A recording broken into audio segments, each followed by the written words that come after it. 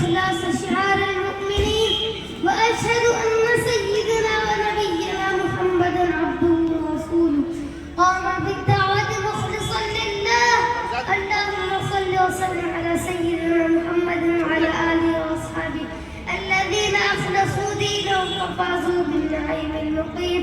أما بعد، فيا أيها الرئيس المعظم وأساتذة الأكارم وأصدقائي الأحبة، السلام عليكم ورحمة الله وبركاته. وعليكم السلام ورحمة الله. أشكركم جميعا قبل كل شيء لما أعطيتموني هذه الفرصة الميمونة للتحدث أمامكم باللغة العربية. إن موضوع اليوم هو الإخلاص. أيها السادة، الإخلاص أن يعمل المرء الخير بوحي ضميره النقي، ويقدم الإحسان بدافع نفسه الطاهرة، قاصدا وجه الله الكريم وطالبا ثوابه العظيم، غير مبتغ سمعة أو متطلعا لشهرة، إذ كل ما يعمل من رياء لا خير فيه ولا يجلب له غير المقت والازدراء. قد أثنى الله على المخلصين وذم المرائين، فقال الله تعالى: أعوذ بالله من الشيطان الرجيم، واذكر في الكتاب موسى إنه كان مخلصا وكان رسولا نبيا.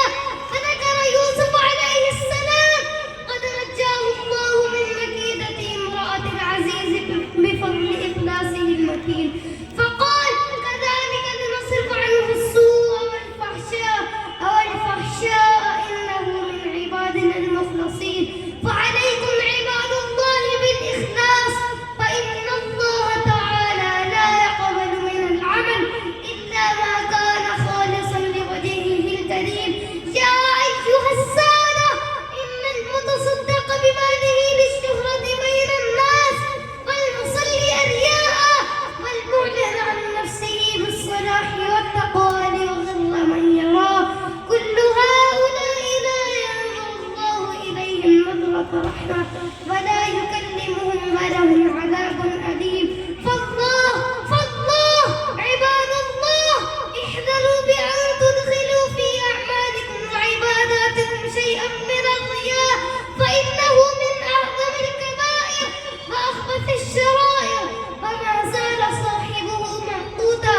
قد شهدت بمقته الآيات والآثار وبذمته القصص والأخبار، وما زال الرياء مبطلا للأعمال ومفسدا لجميع الأعمال. فقد روي عن رسول الله صلى الله عليه وسلم إنه قال: إن أخوف ما أخاف عليكم الشرك الأصغر. قيل: وما الشرك الأصغر؟ قال: الرياء.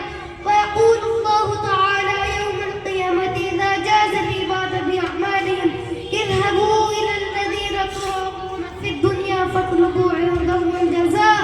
ولا أطيل عليكم أكثر من هذا، وشكرا، والسلام عليكم ورحمة الله وبركاته.